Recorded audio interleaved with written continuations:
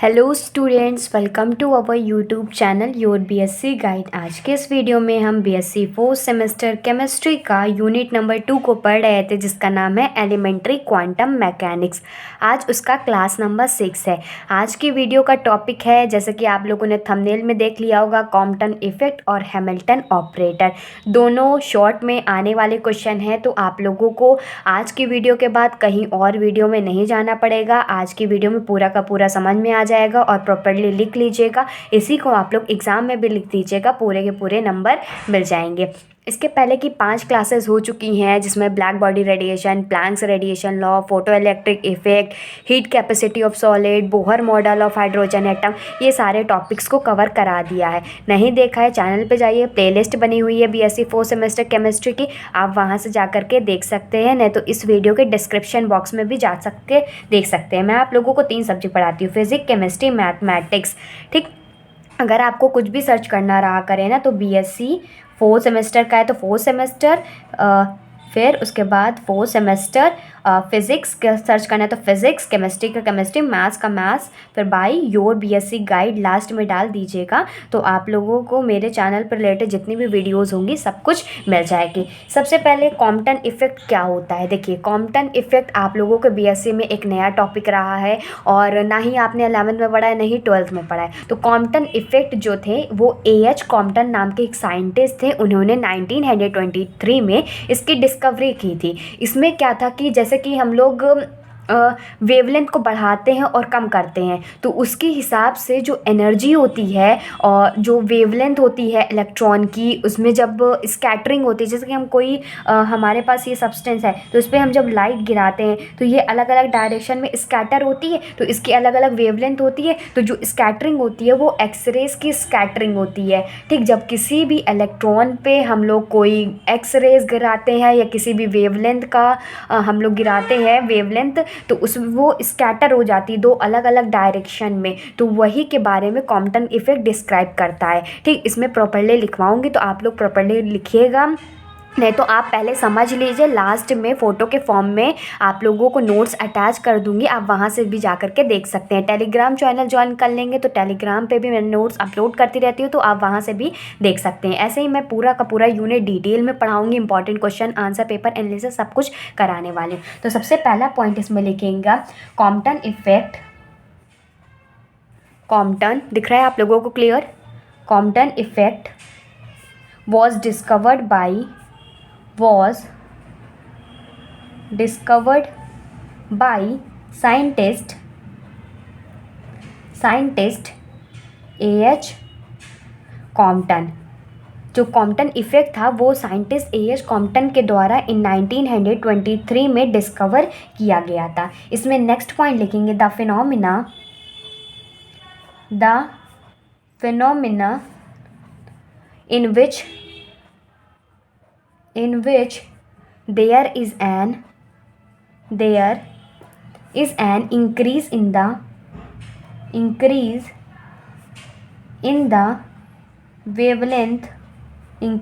the wavelength or a decrease in the energy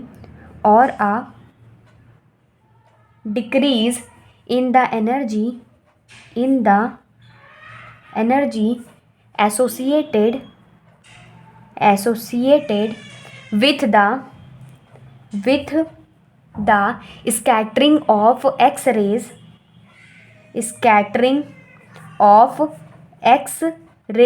इसमें क्या कह रहा है? X-rays पहले लिख लीजिए फिर समझाती हूँ। from the surface of the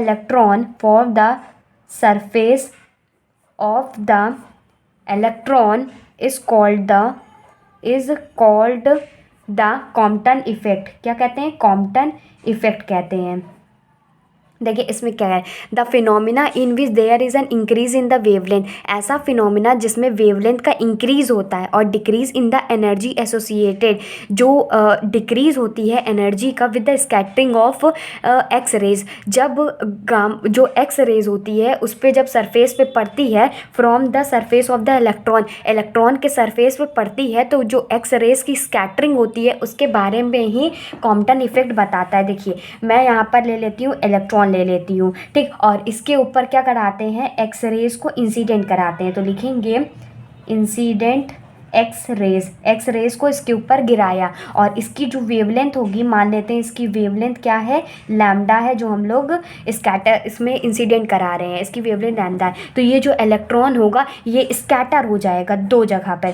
पहला क्या हो जाएगा, ये स्कैटर्ड, इसमें लिखेंगे स्कैटर्ड एक्स रेज, ठीक। और मान लेते हैं ये लैम्डा डैश है, और दूसरा जो होता है उसको रिकॉइल कहते हैं। उसके बीच में जो एंगल बनता है वो थीटा बनता है, ठीक। तो इतना समझ में आ गया आप लोगों को कि कॉम्पटन इफेक्ट इसी के बारे में बात करते हैं, और थीटा को रिकॉइल एंगल कहते हैं। फिर आगे इसमें लिखेंगे, सबसे पहला इसमें देखिए, इसमें 3 पॉइंट काफ़ी ज़्यादा इंपॉर्टेंट है, कॉम्पटन इफेक्ट के बारे में है कि कैसे ये काम करता है और कैसा इसका एक्सप्रेशन हम लोग डिराइव करेंगे। तो ये इसकी डेफिनेशन हो गई। अब 3 पॉइंट्स लिखिएगा। तो सबसे पहला पॉइंट लिखिएगा, scattered X rays are of lower energy than incident X rays when a photon of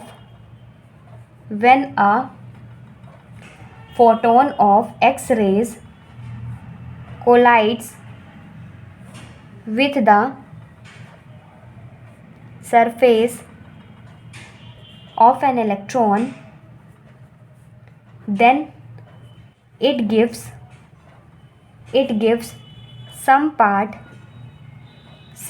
of energy from the surface of electron and scattered itself। देखिए इसमें क्या कह रहा है, अच्छे से समझिएगा। इसमें कह रहा है स्कैटर्ड एक्सरेज, जो बिखरी हुई एक्सरेज हैं, are of lower energy than incident X rays, मतलब जो स्कैटर्ड एक्सरेज है इसकी कम एनर्जी होगी as compare to the incident X rays when a photon of X rays collide with the surface of an electron. जब फोटोन एक्सरेज का जो फोटोन है, जब ये एक्सरेज का जो फोटोन है वो किसके साथ कोलाइड करेगा, इलेक्ट्रॉन के साथ कोलाइड करेगा, then it give a some part of the energy from the surface of electron and scattered itself. इसमें कह रहा है वो कुछ गिव करेगा, देगा सम पार्ट ऑफ एनर्जी, मतलब कुछ एनर्जी का लॉस होगा सरफेस ऑफ इलेक्ट्रॉन से और कुछ अपने आप में ही बिखर जाएगा। तो ये पहला पॉइंट था। अब इसमें नेक्स्ट पॉइंट लिखेंगे, the wavelength of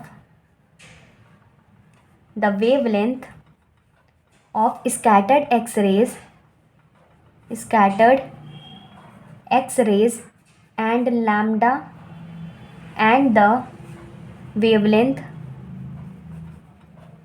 of incident X-rays is lambda। देखिए इसमें क्या कह रहा है, the wavelength of scattered X rays, जो स्कैटर्ड एक्सरेज है उसकी जो वेवलेंथ है, हम मान लेते हैं लैम्डा डैश मान लेते हैं, 2 लैम्डा मत मानिए, and the wavelength of incident X rays is lambda. जो स्कैटर हुई रेज है, देखिए मैंने बताया था ना, इसकी जो वेवलेंथ है लैम्डा डैश माना, और इसकी जो इंसिडेंट रेज है इसकी हमने क्या मान लिया, लैम्डा मान लिया, ठीक। ये दूसरा पॉइंट था। अब तीसरा पॉइंट लिखेंगे, the incident X-rays and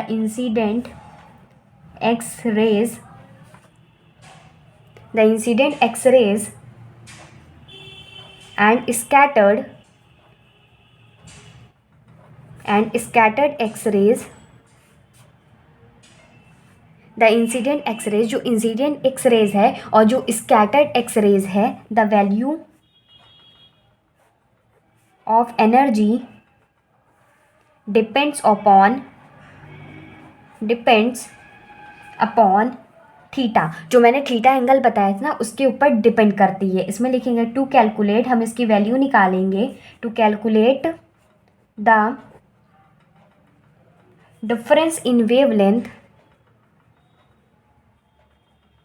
of incident X-rays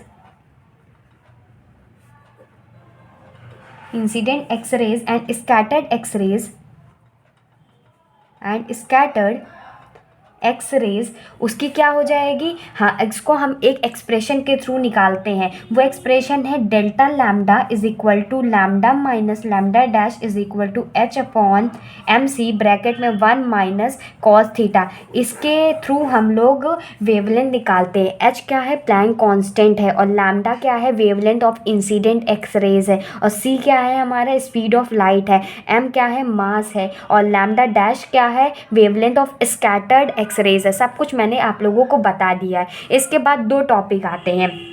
देखिए इसके बाद इसमें दिया गया यूनिट नंबर 2 में आप लोगों को डी ब्रॉगली का हाइपोथेसिस दिया हुआ है। हाइपोथेसिस ये एक टॉपिक है, और दूसरा टॉपिक है हाइजेनबर्ग का uncertainty principle. Heisenberg uncertainty principle, ये दोनों टॉपिक को मैंने यूनिट 1 में कंप्लीट करा दिया है। आपके यूनिट 2 में भी दिया गया है, लेकिन एग्जैक्टली सेम टू सेम है। तो आप लोग ये दो टॉपिक को यूनिट नंबर 1 से कवर करेंगे। फिर उसके बाद आता है हैमिल्टन ऑपरेटर। अब हेडिंग डालिएगा हैमिल्टन ऑपरेटर क्या होता है।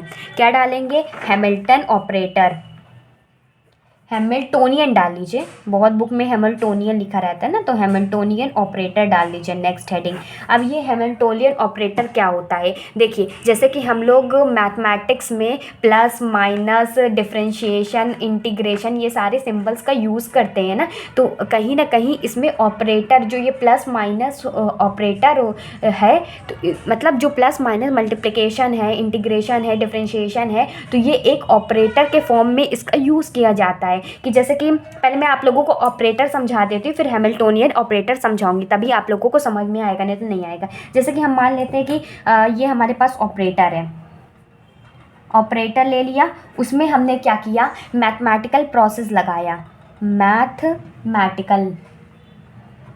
मैथमेटिकल प्रोसेस लगाया, जिसमें कि प्लस आ जाएगा, माइनस आ जाएगा, डिफरेंशिएशन आ जाएगा, और इंटीग्रेशन आ जाएगा। ठीक, फिर उसके बाद जो हमें रिजल्ट मिलेगा, हमें क्या मिलेगा, न्यू फंक्शन मिलेगा। यहाँ से हमने अगर प्लस लगाया, जैसे 2 और 5 को प्लस कर दिया, तो हमारे पास नया फंक्शन मिला ना, 7 मिला ना, तो उसी तरीके से। और ये जो न्यू फंक्शन होगा वो कांस्टेंट होगा।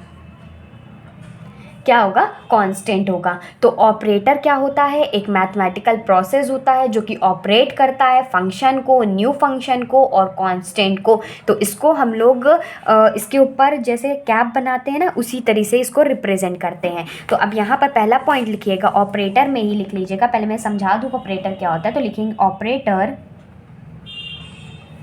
Is a mathematical process which operate on a function to give new function और कांस्टेंट। न्यू फंक्शन देता है या कांस्टेंट हमें ये देता है, और इसको रिप्रेजेंट किया जाता है, रिप्रेजेंटेड बाई कैप से इसको रिप्रेजेंट करते हैं। अब इसमें आगे हेडिंग डालेंगे हैमिल्टोनियन ऑपरेटर। मैंने आप लोगों को बता दिया ऑपरेटर क्या होता है। अब एग्जैक्टली जो हैमिल्टोनियन ऑपरेटर की डेफिनेशन है उसको देखते हैं। पूरा का पूरा थ्योरेटिकल है, पहले लिखवा देती हूँ फिर समझाती हूँ, और प्रॉपर्ली नोट बना लीजिएगा। सेम टू सेम यही लिख करके आना है, ताकि एग्जामिनर अच्छे मार्क्स आप लोगों को दे। मेरे चैनल पे आप लोगों को फिजिक्स, केमिस्ट्री, मैथमेटिक्स की सारे लेक्चर्स मिलेंगे, सारे यूनिट के इंपॉर्टेंट क्वेश्चन आंसर सब कुछ प्रोवाइड करूँगी। तो जिन्होंने सब्सक्राइब नहीं किया है ज़रूर कर लीजिएगा। तो उसमें पहला पॉइंट लिखिएगा, it is the operator corresponding to the total energy of that system including both kinetic energy and potential energy. इसमें कह रहा है it is the operator corresponding to the total energy of that system. ये एक ऐसा operator है जिसमें जो सिस्टम की टोटल एनर्जी को इंक्लूड किया जाता है, चाहे वो काइनेटिक एनर्जी हो चाहे वो पोटेंशियल एनर्जी हो। और लिखेंगे रिप्रेजेंटेड बाई एच के ऊपर स्टार लगा देंगे तो हैमिल्टोनियन ऑपरेटर को इससे रिप्रेजेंट किया जाता है। और अब इसका यूज़ कहाँ किया जाता है तो लिखेंगे it is use to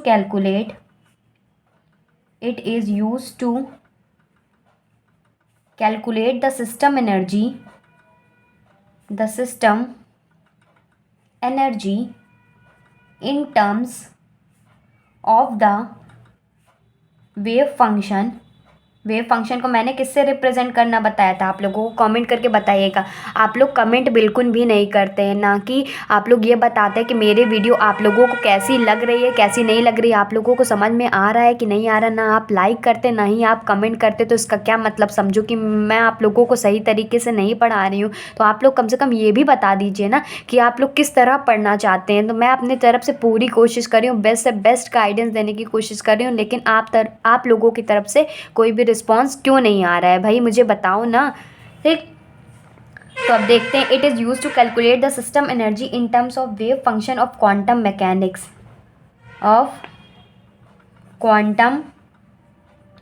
mechanics. इसका यूज़ किया जाता है सिस्टम की एनर्जी को कैलकुलेट करने में इन टर्म्स ऑफ वेव फंक्शन के फॉर्म में, साई के फॉर्म में, क्वांटम मैकेनिक्स में जो इसका यूज़ होता है। इसमें एक और पॉइंट लिखेंगे, the wave function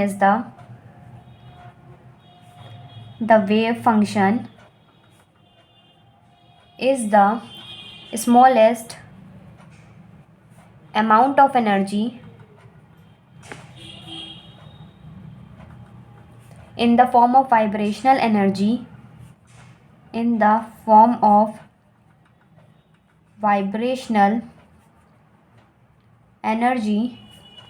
also known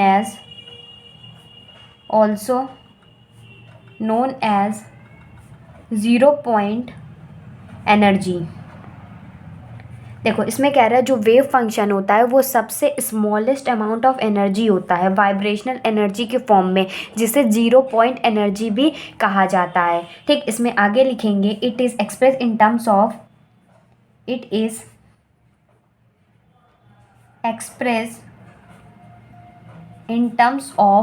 momentum. इसको एक्सप्रेस किया जाता है in terms of momentum and position. ठीक, और हैमिल्टोनियन ऑपरेटर का मोस्ट फेमस फार्मूला जो आप लोगों को याद रखना चाहिए वो है H cap is equal to P का स्क्वायर 2m और प्लस v और x। ठीक, ये फॉर्मूला है। और इसी फार्मूला को एक और तरीके से भी लिखा जाता है h 1/2m ब्रैकेट में h square d square upon dx square h/4π²। ठीक, तो ये दो तरीके से हैमिल्टोनियन ऑपरेटर का फॉर्मूला है। तो इसमें चाहे तो लिख लीजिएगा फॉर्मूला ऑफ हैमिल्टोनियन ऑपरेटर। और जहाँ पर जो P होता है ये मोमेंटम होता है, लिखवा देती हूँ। P क्या है, मोमेंटम, और M क्या है, मास, V क्या है, पोटेंशियल। ठीक, और जो यहाँ पर देखिए जो P/2/m है ये काइनेटिक एनर्जी को शो करता है, और जो Vx है ये पोटेंशियल एनर्जी को शो करता है। तो होप आप लोगों को कॉम्पटन इफेक्ट और हैमिल्टोनियन ऑपरेटर अच्छे समझ में आ गया होगा। बहुत ही कम लेंथ की मैंने वीडियो बनाई हुई है, लेकिन पूरा का पूरा एक्सप्लेन कर दिया है। आप कहीं भी देखेंगे ना तो ज़्यादा टाइम लेंगे और एक्सप्लेन भी नहीं करेंगे। तो कम से कम आप लोग मुझे बताइए तो कि मेरी वीडियो आप लोगों को अच्छी लगती है, लाइक ज़रूर किया करिए। आपके एक लाइक से मुझे मोटिवेशन बहुत मिलता है। ठीक, और आप लोग कमेंट करते हैं ना तो मुझे भी खुशी होती है कि हाँ मैं आप लोगों को पढ़ा रही हूँ, समझा रही हूँ, तो मेरा भी टाइम वेस्ट नहीं हो रहा है, आप लोगों की मदद हो रही है। तो आप लोग मुझे ज़रूर बताइएगा, ठीक। अब मिलते हैं अगली वीडियो में। तब तक के लिए चैनल को सब्सक्राइब करके बेल आइकन को ऑल पे सेलेक्ट कर लीजिएगा। मेरी हर वीडियो शाम को 6 बजे आप लोगों को मिल जाएगी। कोई भी डाउट होता है कमेंट कीजिएगा। एक बच्चा 5 से 6 बच्चों तक भी शेयर करेगा तब भी बहुत बच्चों तक शेयर हो जाएगा। जल्दी से लाइक कर दीजिए, सब्सक्राइब कर लीजिए। और एक चीज़ और, नेक्स्ट वीडियो में आप लोगों को पढ़ाने वाली हूँ स्क्रॉडिंजर का वेव इक्वेशन, जो कि मैंने यूनिट 1 में पढ़ाया हुआ है। वो क्या था, टाइम इंडिपेंडेंट का वेव इक्वेशन था, लेकिन जो अब मैं पढ़ाऊंगी वो टाइम डिपेंडेंट का वेव इक्वेशन है। उसकी कैलकुलेशन वगैरह भी है, उसको भी देखेंगे। क्वांटम मैकेनिक्स के पोस्टुलेट्स भी देखेंगे और भी कुछ टॉपिक्स हैं। तो इसके 5-6 वीडियो नहीं, 4-5 वीडियो और बनेगी, फिर उसके बाद ये कंप्लीट हो जाएगा। तो मिलते हैं अपनी अगली वीडियो में। Good bye and stay safe.